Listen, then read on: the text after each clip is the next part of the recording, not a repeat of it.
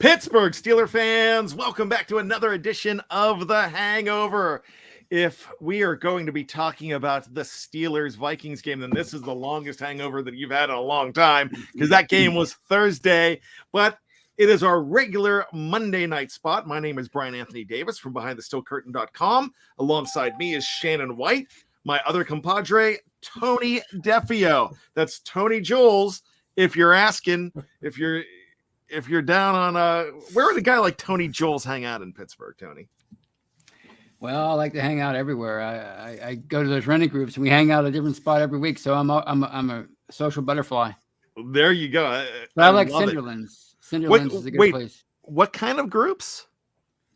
Running groups. Running groups. Which might be a thing of the past for me. I get it. Shannon, what's going on in WV? Just having a blessed Monday and been looking forward to the show tonight. Well, awesome. So as we always do, we always greet the first person in, and that's Steeler Chick 46. So hello to Steeler Chick 46. I also wanted to go ahead and if you did not hear this yesterday on the Steelers no-show post-game show, we did a tribute to one of our very own in the live chat who passed away last week, and a lot of you know Dennis Sheridan. So I just wanted. You didn't read that, Tony? I've been so busy with work. No, I didn't know. So yeah, we lost Dennis last week.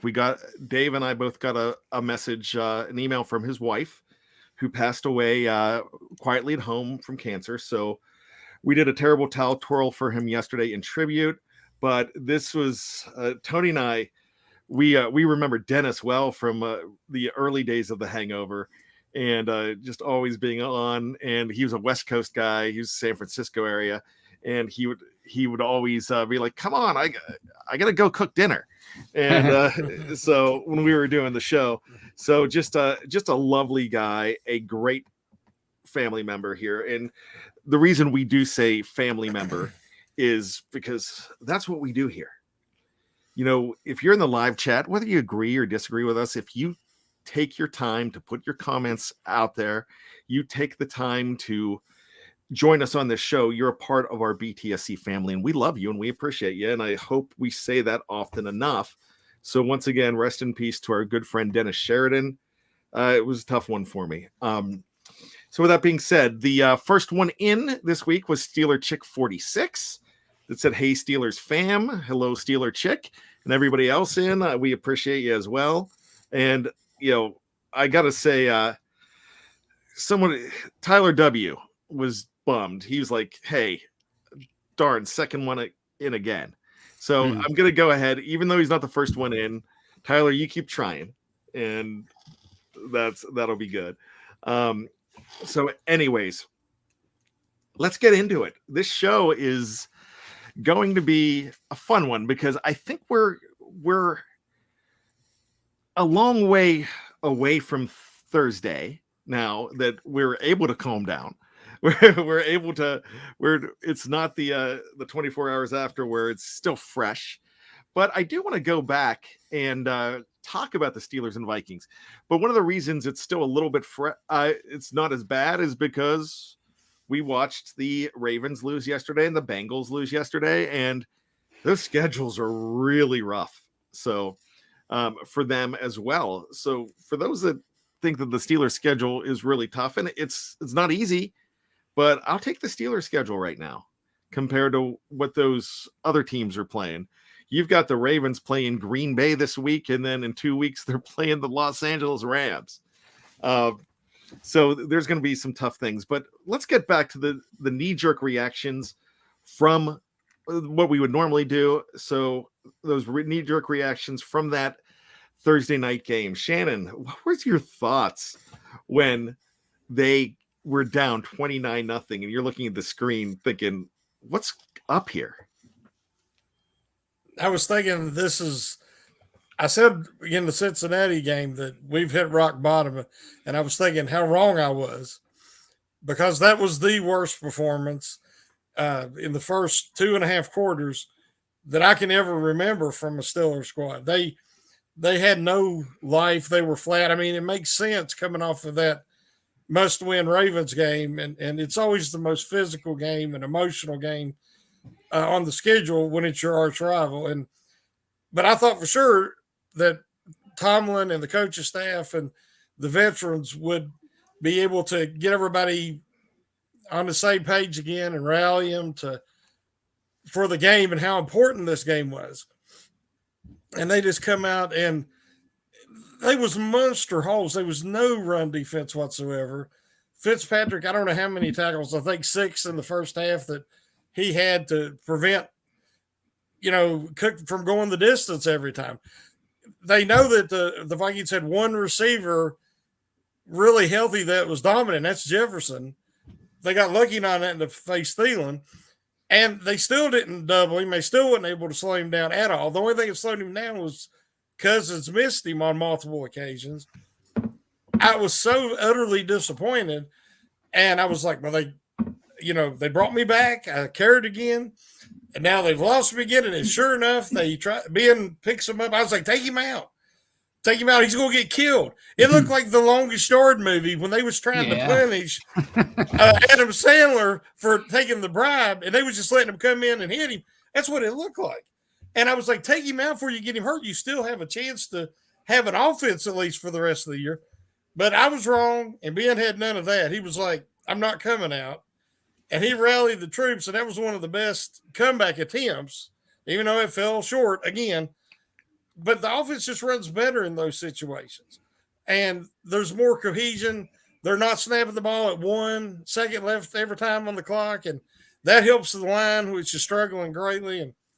But they did give us hope. And that's what this year's, is going to be. They're not going to go anywhere with that run defense. But if they can be in games and make it exciting and maybe be in the race, to the last week, that would be something. That would be accomplishing something with the lack of depth and the youth they have this year. But yeah, I was like everybody else when I seen that ball hit the ground. I thought Freiermuth had it. It was the perfect pass, and that dude don't drop anything. But that was just a great play by the defense. So, it's not on Freiermuth, and he shouldn't have been in that situation either.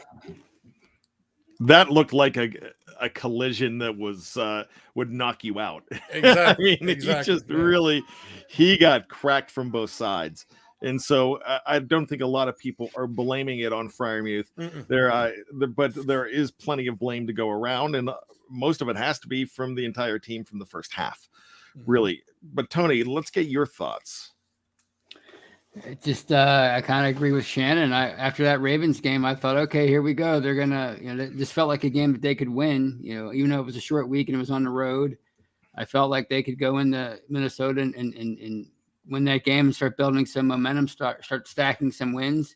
But it's like with this team, it's one step forward, maybe 1.5, 2 steps back every week. I mean, it's like the run defense, they did such a great job against the Ravens, Lamar Jackson a week earlier, and then Dalvin Cook just, it was like watching Tecmo Bowl. It just, everything was just wide open, and the offensive line had a horrible game, at least through 3 quarters, protecting Roethlisberger.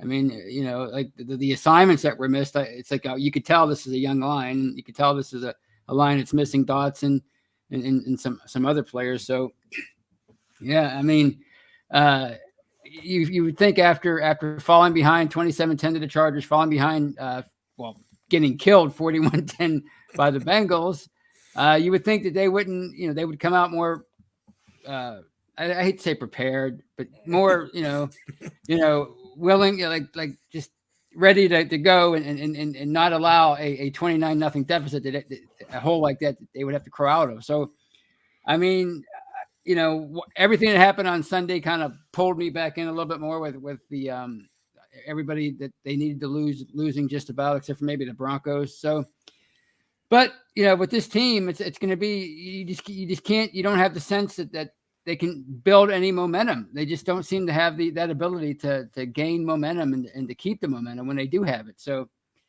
I'm just grateful that the AFC is so wide open this year. I tell you what, and it really is. And this is, man, I have so many questions. for this segment. And I'm also looking at the live chat, and there's some great stuff in the live chat right now. Nick Warren says Steelers need to watch Rocky 3 when Apollo Creed says there is no tomorrow. And I was just talking about Rocky the other day when Apollo's like, this is it, man. I love that. I mean, yeah. And then outside Steeler fans said, no, watch Rocky 4. I'm going to disagree with both of you guys. Watch all of them. Mm-hmm. If you could stomach 5, and then I didn't mind Rocky Balboa that came out many years later. I kind of like that. But 1 through 4, that's a marathon that's just awesome. You have to, I need to introduce my family to more of Rocky. So that's really good. But there's a lot of stuff in the live chat here, a lot of good stuff. Remember, if you want to get to the top of the queue, we can't answer all of your questions, but you can go ahead and throw in a super chat if you wish. I got to bring up one of the main topics of the show here. And so I'm going to bring up Reggie Rivers. Reginald, how are you, my friend? I'm still mad at Claypool. He cost us 15 seconds. So the title of the show tonight is about the Steelers' lack of maturity and cohesion. So that goes to something that Shannon said earlier, thinking that the veterans could wake some of the younger guys up and so on and so forth. There seems to be a divide in the locker room, and I'm wondering if there's a divide with some of the young guys, some of the boisterous young guys, some of the young guys that don't know the show yet. You know what I'm saying? And I'm wondering here if there is a big chasm because Juju Smith-Schuster is not in pads. Because Juju was kind of the guy that bridged the gap. Now, I think this is a better team if Juju's on the field because you have one extra weapon, one that's very good at getting those key first downs and converting those third downs. But I know how much of a mentor he is to Chase Claypool. And I think if he's in pads with him, do you think that makes a difference? Tony, I'll ask you first. Well, I remember Hines Ward constantly getting on Plexico Burris, Plex, and telling him, "Hey, you have to study your playbook. Where's your playbook? Why isn't your playbook with you right now?" You know, so as young as Juju is, and as immature as a lot of people think he is, with the antics, although that doesn't really bother me because you know what kind of a football player he is. He's been in the league now for 5 years, and having him around, and he is kind of the veteran presence in that receiver room. So having him there to kind of hold other youngsters accountable, I think that's missing. And somebody like Claypool, he seems to be getting worse instead of better as far as the maturity. I mean, I thought this guy was just this great young, good-natured guy, and he's got a problem as far as controlling his emotions on the field. And if he doesn't get that in check, it's going to get worse because the officials are going to start watching him more and every little thing he does. I mean, he had a right to be angry after that play the other day, you know, the personal foul or whatever, because the guy did, you know, take it a little bit too far. But they always catch the second person, and they're definitely going to catch you when you're sticking your finger in somebody's face mask and shoving them. So he just needs to control himself. And Devin Bush, I mean, TJ Watt, that's his department. TJ Watt's, I mean, I realize Cam Hayward's the grizzled veteran, but this is TJ Watt's team now, and he's got to start becoming, putting the fear of God into these guys and saying, look, this is my team, and you're costing us with your attitude and your motivation, and it needs to stop right now. So I think some of these younger veterans need to start stepping up and becoming the leaders of these teams, like Joey Porter was by his third or fourth year, like Hines Ward was by his third or fourth year. That's what needs to happen. With guys like Villanueva and DeCastro and Pouncey gone, is that leader on offense right now? You're asking me? I don't think so. Not right now. I mean, Ben obviously is the leader, but he's clearly on his way out. I mean, I think that's a pretty safe assumption. So somebody's going to step in and fill that vacuum. And I don't know if there is anybody. Najee Harris is a great candidate for that, but he's so young. he still has to earn the respect of everybody on that team. So I don't know. I don't know if that guy's there yet, but there's certainly a lot of great character guys on that offense. They just need to become more vocal. Maybe Harris needs to step up and say, look, because we know what kind of a leader he was at Alabama. He was a great leader both on and off the field. And maybe he's a youngster. So what? Maybe he needs to start becoming more vocal. I know it's easier said than done for a young guy. I'm new right now at my job, so I know it's not easy to step up and become a leader right away. Shannon, Zach Banner was supposed to be that guy, and he's not around that much. I mean, he's there, but he's not playing. We understand the whole situation with Ben. He's almost a coach. He's in a different zip code too, as far as that goes. He's a leader, but what I'm wondering here, Shannon, was Juju that guy? Because I think a lot of people thought that he was that guy as far as a leader on the offensive side of the ball in the locker room, because Juju's beloved by everybody in the locker room, and he's respected as well. And a lot of people don't see that when they see the dancing and they see that kind of stuff that was happening last year, especially. But Shannon, is Juju that guy? Then could that be the big difference from maybe this team not having a tie and a loss to the Los Angeles Chargers? I mean, they would be in a different zip code. They would be in a different situation right now. When it comes to leaders in the locker room and on the field, by far the best leader the Steelers have had for the last 5-6 years was Pouncey. Pouncey was the leader of the offensive line. If there was an altercation, Ben was roughed up after the play, whatever it was, who was the first guy there? Mm-hmm. It was always Pouncey. Pouncey spoke out when Bell was doing his holdout. Pouncey spoke out about AB and the antics he was doing, trying to get out of Pittsburgh. If you sit back and pay attention, the guy who had the respect of that offense was Pouncey. The reason Ben hasn't had it is because of his mistakes and his behavior when he was young. We're talking about Claypool, and he's very childish, very selfish at the moment.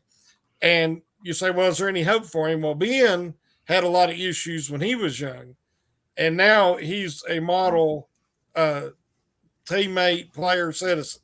He cannot be the leader, though, because if he says anything to criticize a teammate, whether it's on the sidelines, whether it's after the game, the other night he said, that's on Tomlin. That's not my job.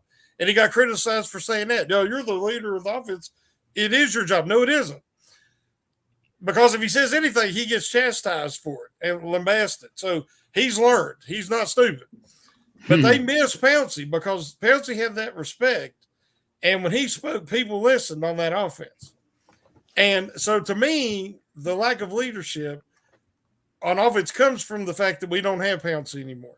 He would have been so valuable to all these young guys, and especially on the offensive line. And now there's really not a established guy with DeCastro not coming back. There is no established leader on that offensive line. And that's something you cannot ask rookies to do.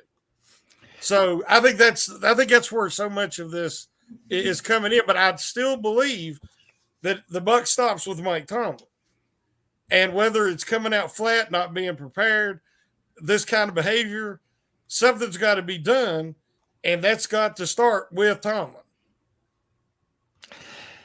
We're missing a guy too.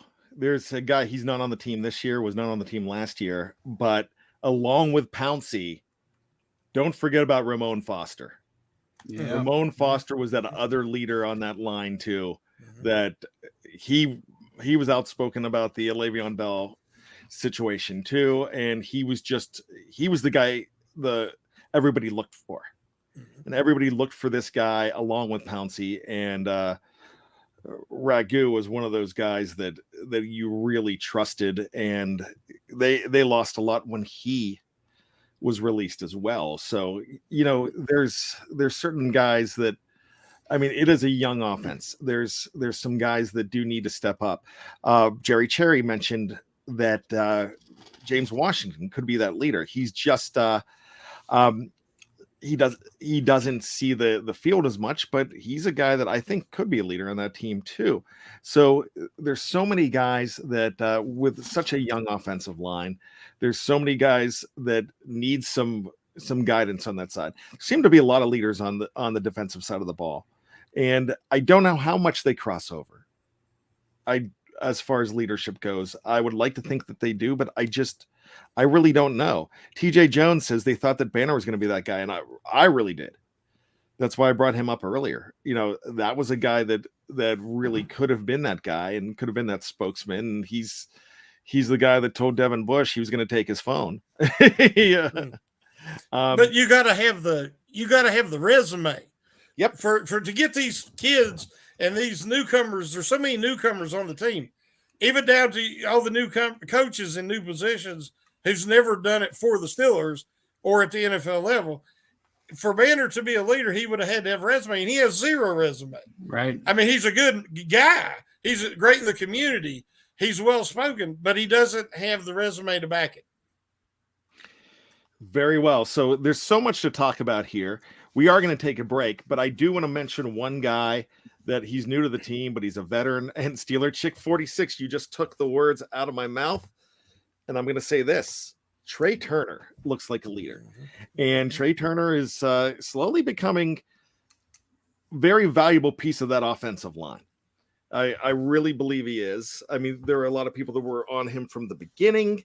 But I will say this. Trey, when he ran to take that ball away from Chase Claypool the other day, that's the fastest I've seen Trey Turner ever run.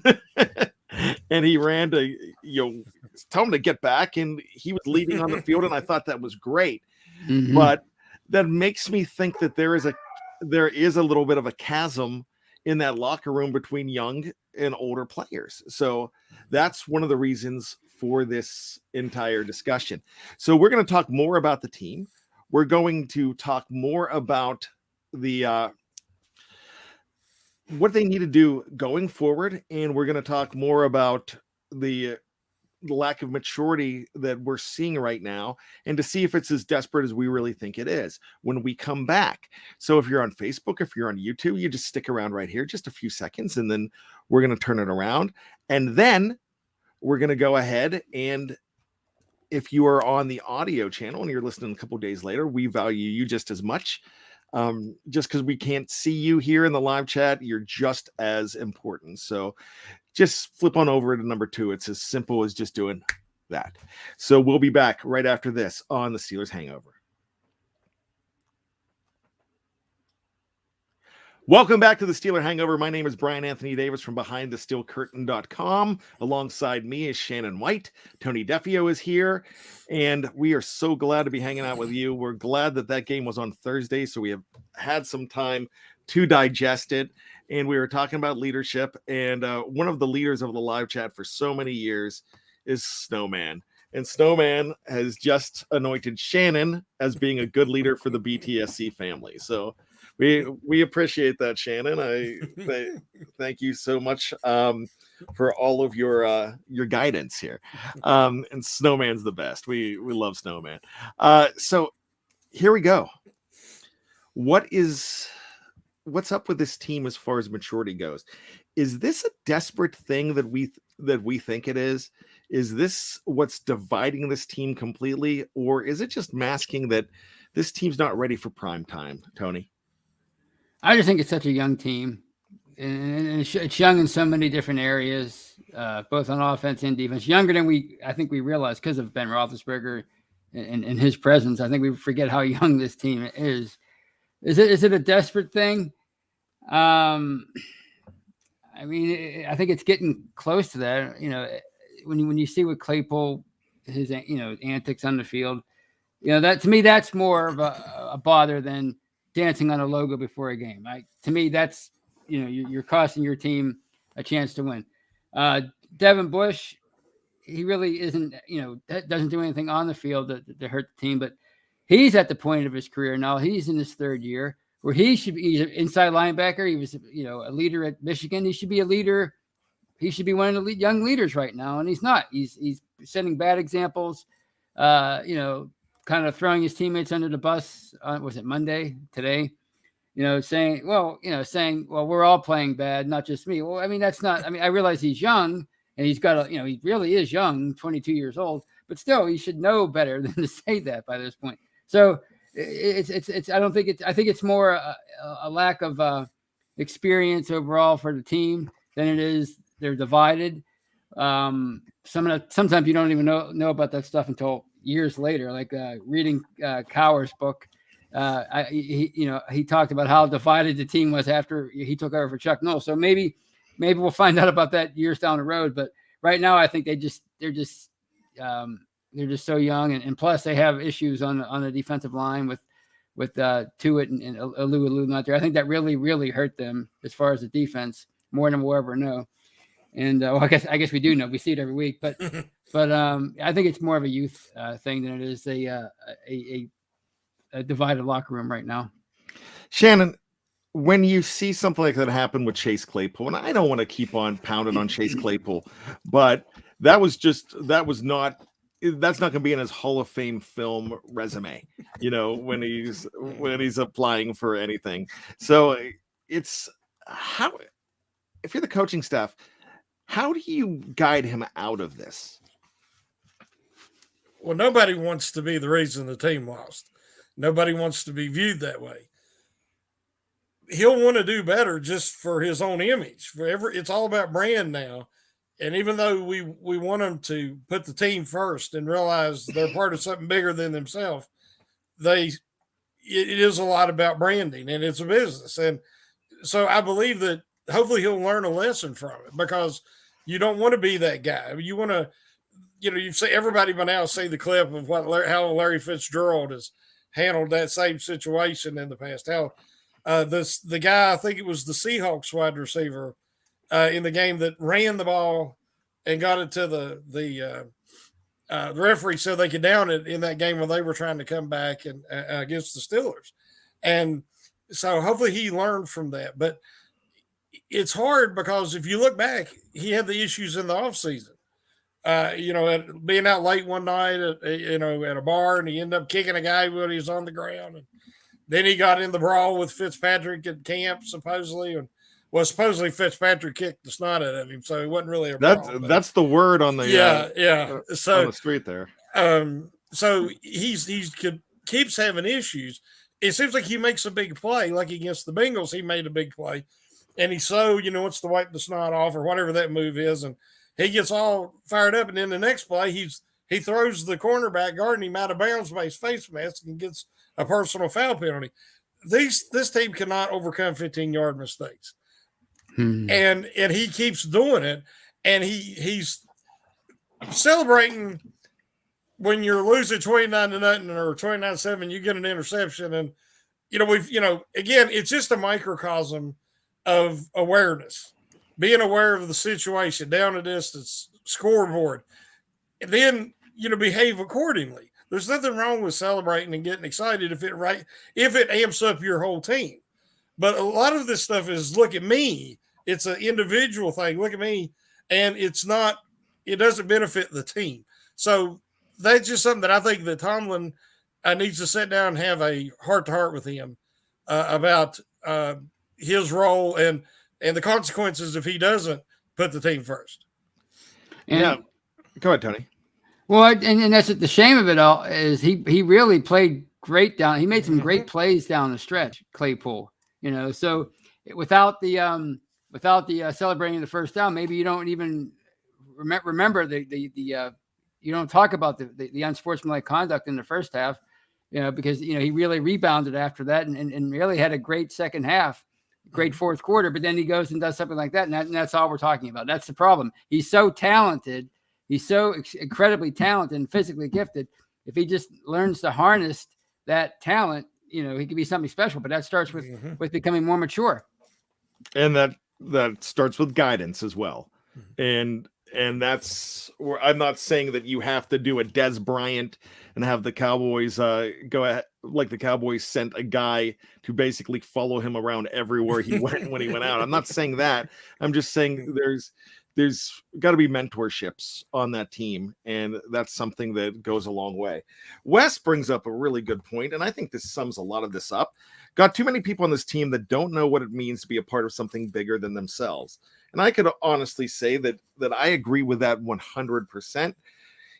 That's the thing here. It's there is a difference from when you go from college to the pros, and we see guys like Freiermuth and guys like Najee Harris handing the ball off when you're losing like that and just running back, and because they're taking care of business. Then you see not the entire, but a large part of the defense go down to go in front of the cameras, and a lot of people were really upset about that. And I was thinking that, well, Ahkello Witherspoon, man, he hasn't had a chance to shine, and he had 2 interceptions that game, and he goes celebrates in front of the camera, and it's a bad look to a lot of people. But is that a move that fires this team up? I don't know.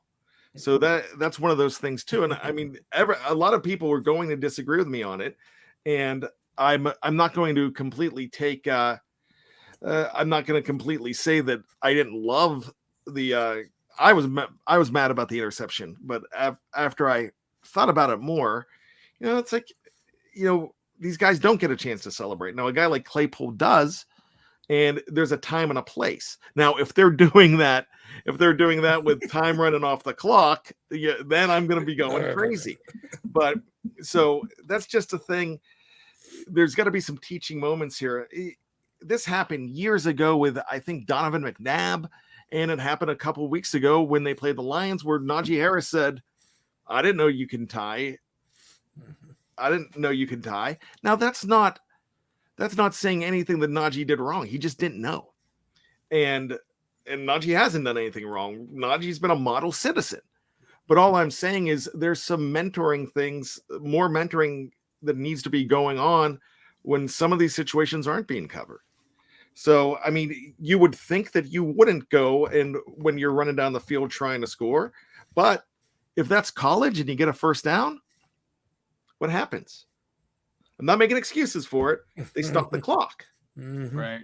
So, but this is his second year. He shouldn't be thinking about stuff like that. But anyways, there's so much to discuss with that. And there needs to be more of a veteran presence on this team. And I want to go back to baseball real quick. And one of the greatest finishes ever for a game 1 of a World Series, if you know anything about baseball, you know this. 1988, Vin Scully talking about number 23 Kirk Gibson coming out. And that was a guy, he was hurt. He shouldn't have even been pinch hitting. And he comes and hits that home run on like one leg. And at the beginning of the beginning of spring training, somebody put eye black in his he had a very bald head. And not everybody had bald heads back in the 80s like that. But put it eye black all through the rim of his cap, and he put it down, and they played a trick on him, and he's like, no, this isn't happening here. And he went off on everybody. And he was that veteran free agent and that was his first year as a free agent. And that was the veteran free agent that kind of changed that team into winners. And it was like that entire season. And I'm thinking that that's what the Steelers need, a free agent possibly to come in here next year. Now, that doesn't help this year, but you need to put some more veterans on this team that can lead. And we've seen them do that before in the past. We've seen them add some valuable veteran free agents. That doesn't happen all the time, and you don't always get a good one. But I think that would help this team right here. But going forward, this team needs to focus on 4 straight games. And they can get away with 1 loss. Can't get away with 2. And they're still going to need a lot of help. The schedules are nice because the schedules give them help. But if you were to take a part of this team and try to figure out where that they need to improve the most as far as veteran presence, I know we're going to go. I know we're saying offense, but what group do you think needs the better veteran presence and more mentorship? Tony? I mean, I think I don't want them to do anything with the line because it's I think they have 3 or 4 young guys in there, but I think the offensive line could maybe use a guy. But where are you going to put him? I mean, if you like Kendrick Green, if you like Dan Moore, if you like Dotson and Trey Turner's back, that leaves right tackle. But Zach Banner apparently he still has an opportunity to have that job next year. I would say receiver. I always forget the guy's name, but they brought him in here. It's like 2012, and he wasn't AB. Jericho Cotchery. Cotchery. They need somebody like that. Somebody who he's not a superstar, and he'll be okay with his role. Like Darius Hayward-Bay. He was a former top 10 pick, and he came in here and he was a gunner, and he was happy to be a gunner on special teams on kickoff. So he was a leader that way. They need that kind of a presence in that wide receiver room, and there's probably gonna be room next year because Juju's probably gonna even though he really hasn't had a chance to raise his free agent stock because of the injury. He's probably going to command too much money for them to want to re-sign him. So there's probably going to be room. So I'd say that's where you go. You go with a veteran receiver who's comfortable in his role. And I know they've been bitten by that recently with Melvin Ingram and guys like that in the last 7 or 8 years. So it's easier said than done, but I think that's what they need. All right, Shannon. I would think I agree with the receivers from the leadership, that a veteran could provide. The offensive line, it's not a talent or an effort issue. It was a communication issue the other night. They were bringing 6 to 7 guys up to the line of scrimmage, and they were sending 4, but you didn't know which 4 they were going to send. And it was like a parting of the Red Sea. They would wait till the ball was snapped and instantly just fill whatever hole was there. And there was multiple times that Green and Turner and whoever was playing left guard blocked nobody. And there was a couple of times that all 3 of them was blocking the same guy. And they let, a defensive tackle come straight in and hit Ben with absolutely no resistance. That is a cohesion and a communication issue. It's not a talent issue. And everybody keeps trying to blame it on a talent issue, but that ain't what that is. So is that Clem, the offensive line coach's problem? Or is that somebody's going to teach these guys? So if you could bring in a veteran, even if he's not a starter, but who could give them some of the inside, but they had that with Munchak.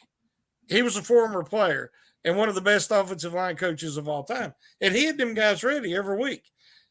They were not ready for Zimmer's blitz packages, even though that he's been running them since he was with Cincinnati.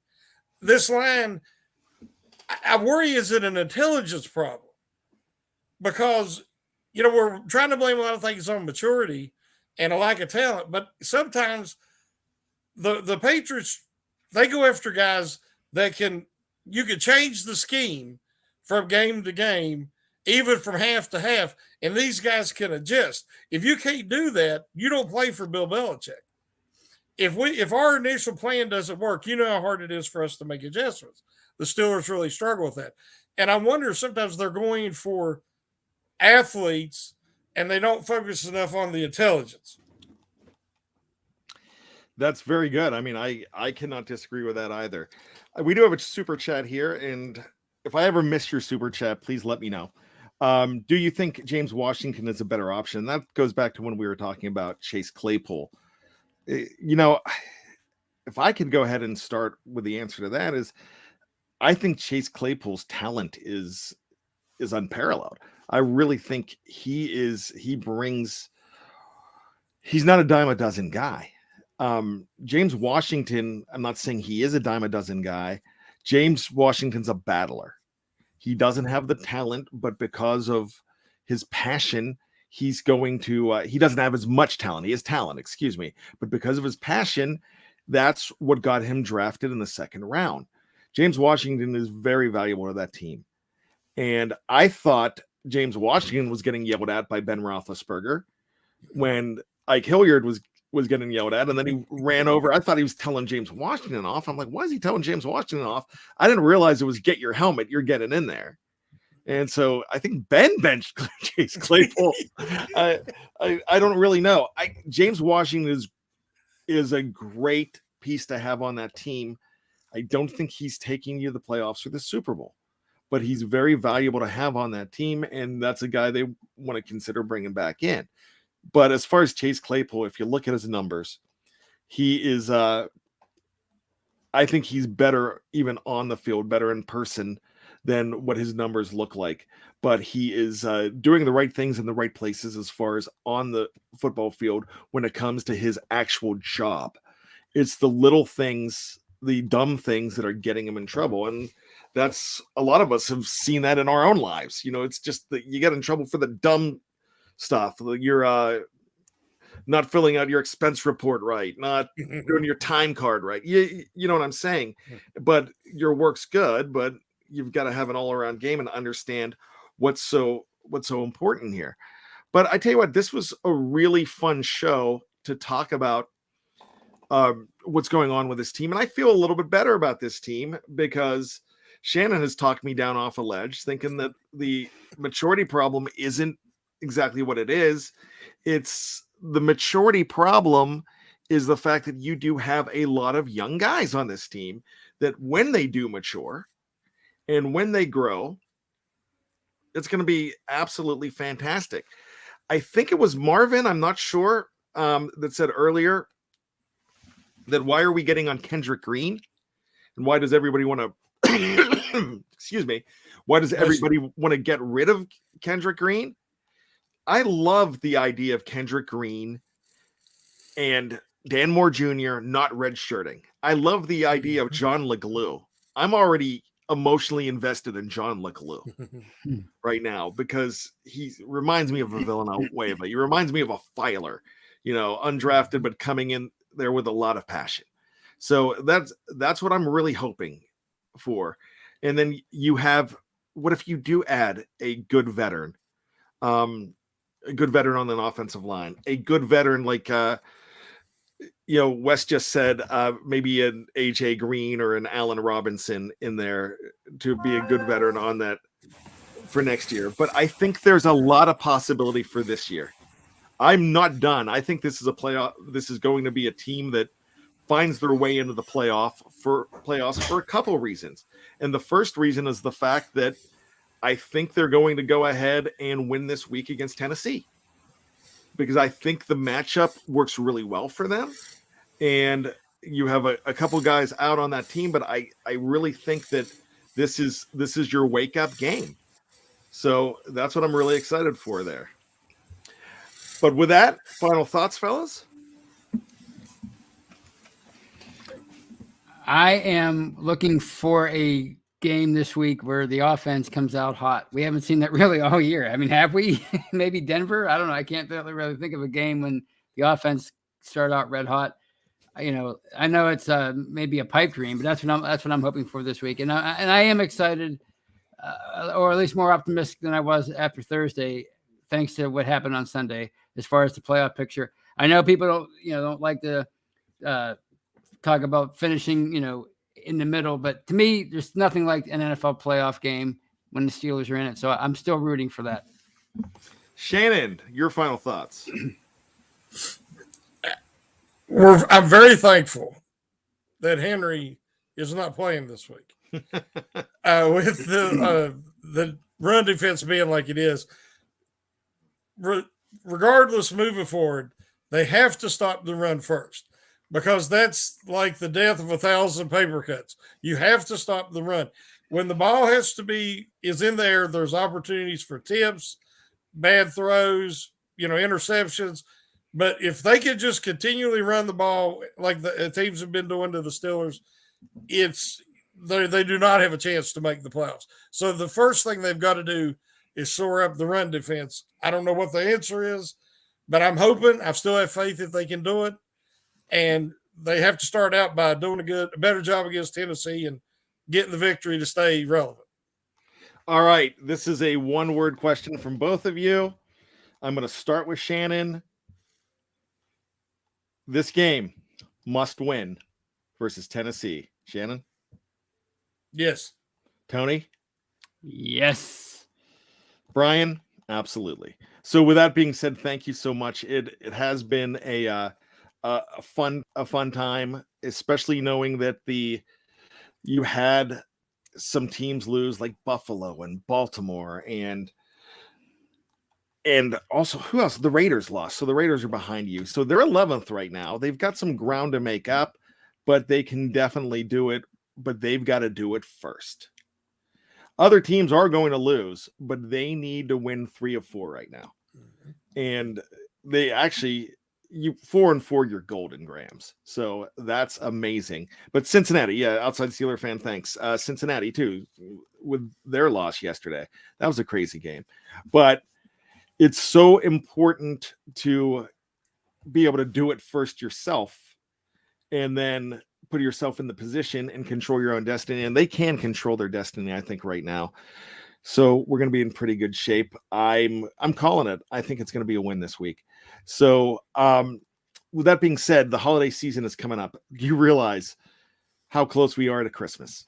So we are 12 days away from Christmas. So what'd you get me? What did I get you? Yeah. Oh, you'll have to wait and see. I got you I got you a superhero poster that you could put. Oh, you already have one. Oh, okay.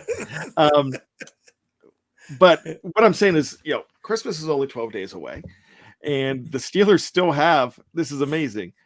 They have 3 games after Christmas, which is great. But BTSC, we started this last year. We did it for Thanksgiving. We did it during the bye week. This is going to be our second year of Merry Steeler Memories. And so Merry Steeler Memories is breaking down that fourth wall. And it's just basically your BTSC podcasters, basically their lives. And they're going to answer 5 questions about Christmas, what the holiday means to them. And we start running that today. So if you go ahead to the audio side, this is an audio only show. Jeff Hartman's is up. Mine is going to be going up pretty soon. And these guys will be going on next week. So check it out. I loved it last year because I learned stuff about my cohorts here at BTSC, learning about how they grew up, Christmas around the Steelers, so many different things, their Steeler fandom, but family memories as well. And it's something very special. And we talk about being a family here all the time. We talked about it at the beginning when we talked about the loss of Dennis. So you guys mean so much to us, and we'd like you to know even more about us if you want to check that out. It's a great series, if I say so myself. It's so fun to listen about these other guys. And then if you could stomach through hearing me ramble on for 12 minutes, you can go ahead and do that as well. But we love you guys. Thank you so much. It's going to be a fun week. Hopefully the hangover next week is going to be a party hangover. Brian Brown, all I want for Christmas is the Steelers in the Super Bowl. Hey, Christmas is the time, as Hans Gruber would say, Christmas is the time for miracles, Theo. So there you go. Got to throw in a little bit of Die Hard. So we'll see you next week around this time. Make sure you check out Merry Steeler Memories all week long. Make sure you check out the live mic tomorrow from the cutting room floor, and then the Scobro show tomorrow night. That's all going to be debuting tomorrow. Once again, Jerry Cherry, thanks so much. I'm going to bring this up. As Jerry says, R.I.P. Dennis Sheridan. Great member of our Steeler family, just like you all are. So with that being said, just when you think you've got all the answers, Tony, we keep changing the question. Shannon. Woo! Good night, everybody. Let's have a big one next week against Tennessee.